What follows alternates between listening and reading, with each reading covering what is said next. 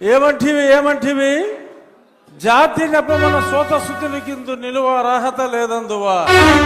ఎంత మాట ఇది క్షాత్ర పరీక్షయే గాని క్షత్రియ పరీక్ష కాదే. కాకూడదు, ఇది కుల పరీక్షయే అందువా.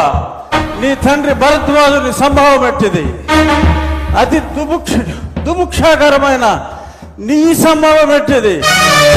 కులలో పుట్టిదివి కదయా, నీదే కులము. అంతేగాక ఈ మా కుల గురువైన వశిష్ఠుడు దేవకీ వేషయకు ఉర్వశీ పుత్రుడు కాడా, ఆయనదే కులము.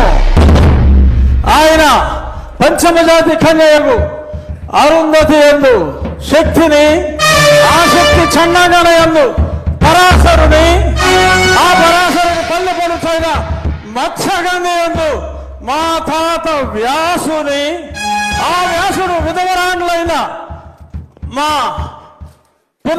పితామహి అంబికతో, నా తండ్రిని పితామహి అంబాలికతో, నా పినతండ్రి పాండురాజును, మా ఇంటి దాసితో ధర్మ నిర్మాణ సరుడని మీ అందరితో కీర్తించబడుతున్న ఈ విదురదేవుని కనలేదా?